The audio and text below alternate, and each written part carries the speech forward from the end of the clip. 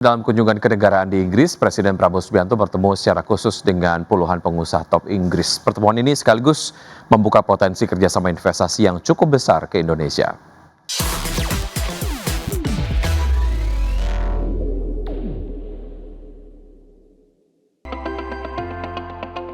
Di sela-sela kunjungan kenegaraan, Presiden Prabowo Subianto menghadiri Forum Bisnis dan Investasi di Lancaster House, London, Inggris.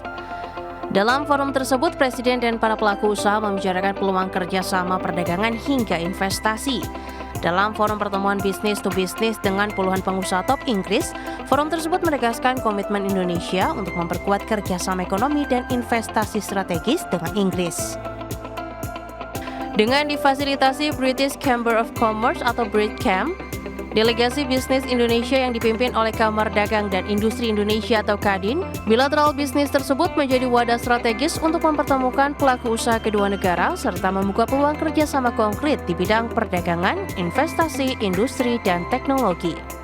UK Inggris sebagai sesuatu partner yang nanti bisa juga sangat berpartisipasi dalam ekonomi kita. Mereka punya teknologi, mereka punya keuangan, finance yang sangat kuat. Mereka berminat untuk investasi di Indonesia dan kita merasa dan kita bisa mendapat manfaat dari teknologi mereka, dari kemampuan keuangan mereka. Jadi saya kira ini partnership ini akan sangat menguntungkan kedua belah pihak. Minat investasi dari sejumlah perusahaan di Inggris mencerminkan antusiasme dunia usaha terhadap arah pembangunan dan kebijakan ekonomi Indonesia yang dinilai cukup baik dan kuat. Selain itu, Forum Pertemuan Bisnis Indonesia-Inggris tersebut mencerminkan keseriusan pemerintah Indonesia dalam mendorong kerjasama ekonomi dan investasi yang lebih erat dengan Inggris. Sekaligus memperkuat posisi Indonesia sebagai tujuan investasi yang strategis dan kompetitif di tingkat global. Dari Jakarta, Tim Liputan, IDX Channel. Selain berhasil meyakinkan para pengusaha top Inggris untuk kerjasama investasi, Indonesia dan Inggris secara resmi menandai babak baru hubungan bilateral melalui penandatanganan Economic Growth Partnership Indonesia-United Kingdom. Pemerintah Indonesia melalui Menteri Koordinator Bidang Perekonomian Airlangga Hartarto secara resmi mengikat komitmen kerjasama dengan pemerintah Inggris melalui penandatanganan Memorandum of Understanding atau MOU Economic Growth Partnership Indonesia-United Kingdom.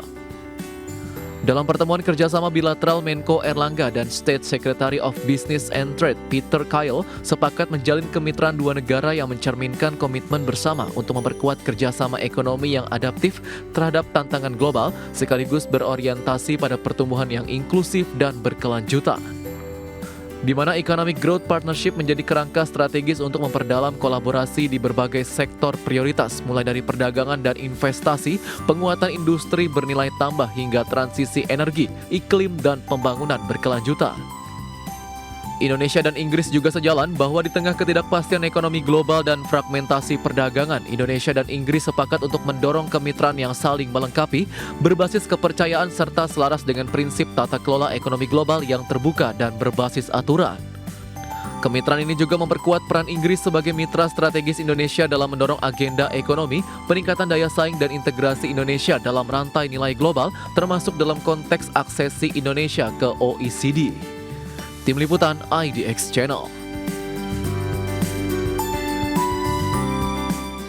Selanjutnya Kementerian Perindustrian mendukung rencana pembentukan badan usaha milik negara atau BUMN Tekstil. Pembentukan BUMN Tekstil ini sebagai upaya pemerintah untuk kembali mengembangkan industri tekstil.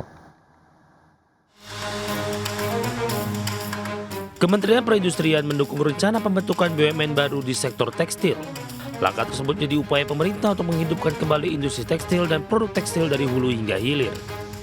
Menurut Menteri Perindustrian Agus Gumiwang Kartasasmita, pembentukan BUMN sektor tekstil untuk memastikan kesinambungan industri mulai dari penyediaan bahan baku di sektor hulu, proses antara atau intermediate hingga produksi barang jadi di sektor hilir. Agus Gumiwang berharap dana sebesar 100 triliun rupiah disiapkan Danantara mampu memacu sektor tekstil dan produk tekstil nasional. Ya, saya kira itu kan bagian dari pemerintah untuk mengembangkan industri tekstil ya, dari hulu sampai ke intermediate sampai ke hilir. Pemerintah ya, berdasarkan arahan dari Bapak Presiden menyiapkan dana sebesar 100 triliun itu dengan harapan bisa mengisi kekosongan di sektor TPT. Agus menambahkan hingga saat ini pihaknya terus memberikan stimulus dan program berkelanjutan untuk mendukung pengembangan industri tekstil dan produk tekstil nasional. Salah satunya melalui dukungan teknologi dan peralatan, khususnya bagi industri kecil dan menengah agar bisa menjadi bagian dari rantai pasok industri TPT. Jakarta, Ade Firmansyah, Adex Channel. PT Hasdru International Shipping Tbk mencermati potensi dampak tidak langsung dari pelemahan nilai tukar rupiah terhadap dolar Amerika Serikat. Manajemen menyatakan pelemahan rupiah tidak berdampak signifikan terhadap kinerja perseroan dikarenakan struktur pendapatan dan biaya operasional yang mayoritas menggunakan mata uang rupiah. PT Hasnur International Shipping Tbk mencermati potensi dampak tidak langsung dari pelemahan nilai tukar rupiah terhadap dolar Amerika Serikat meskipun eksposur langsung perseroan dinilai terbatas. Direktur Keuangan Perseroan, Ricky menyampaikan bahwa pelemahan rupiah tidak berdampak signifikan terhadap kinerja perseroan dalam jangka pendek. Hal itu ditopang oleh struktur pendapatan dan biaya operasional perusahaan yang mayoritas menggunakan mata uang rupiah. Meski demikian, perseroan tetap mencermati potensi dampak tidak langsung atau second order impact dari penguatan dolar khususnya melalui pergerakan harga komoditas global. Salah satu risiko yang diantisipasi adalah kenaikan harga bahan bakar minyak terutama solar yang merupakan komponen utama biaya operasional industri pelayaran. Untuk mengantisipasi dinamika tersebut, perseroan menyiapkan sejumlah langkah mitigasi dengan menjaga disiplin biaya dan meningkatkan efisiensi operasional. Upaya tersebut dilakukan melalui optimalisasi jadwal kapal, pengendalian konsumsi bahan bakar, serta peningkatan produktivitas armada. Selain itu, perseroan juga memperkuat perencanaan keuangan dan menjaga fleksibilitas likuiditas di tengah volatilitas kondisi makroekonomi. Perseroan akan terus memantau dinamika nilai tukar sebagai bagian dari faktor makro yang mempengaruhi kinerja perseroan. Pemantauan berkala terhadap struktur biaya, termasuk potensi eksposur mata uang asing, juga dilakukan agar tetap berada dalam batas yang wajar. Berbagai sumber, IDX Channel. Ya, Emiten Industri dan Perdagangan Furniture PT Citos International Tbk optimistis terhadap keberlanjutan usaha perseroan pada tahun 2026 setelah kinerja operasional yang solid pada tahun 2025. Direktur PT Citos International Tbk Nurbulan Kusumawati mengatakan hingga kuartal 3 tahun 2025, perseroan mencatatkan penjualan bersih sebesar 324,29 miliar rupiah dengan laba bersih 10,23 miliar rupiah. Kinerja tersebut ditopang oleh segmen pendidikan dan peralatan kantor yang masing-masing membukukan penjualan 156,67 miliar rupiah dan 161,34 miliar rupiah. Dengan capaian tersebut, perseroan optimistis target kinerja yang ditetapkan di tahun 2025 dapat tercapai dan menjadi pijakan penting untuk melanjutkan momentum pertumbuhan pada tahun ini. Untuk tahun 2026, perseroan menargetkan pertumbuhan berkelanjutan melalui peningkatan permintaan segmen institusi, khususnya pendidikan dan perkantoran, serta penguatan efisiensi operasional dan modernisasi fasilitas produksi guna meningkatkan daya saing dan menjaga ketahanan bisnis.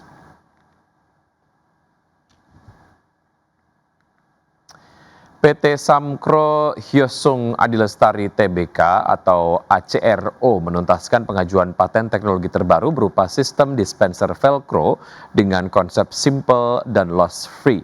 Inovasi ini diharapkan mampu mengatasi masalah penyimpanan material serta menekan tingkat kehilangan atau loss rate secara signifikan di sektor logistik dan manufaktur. Direktur Utama ACRO Chung Tae-sung memproyeksikan teknologi ini dapat meningkatkan kecepatan operasional hingga 20%. Selain itu, sistem dispenser ini juga diharapkan menjadi kunci ACRO untuk menguasai pasar business to consumer atau B2C pada produk kebutuhan sehari-hari.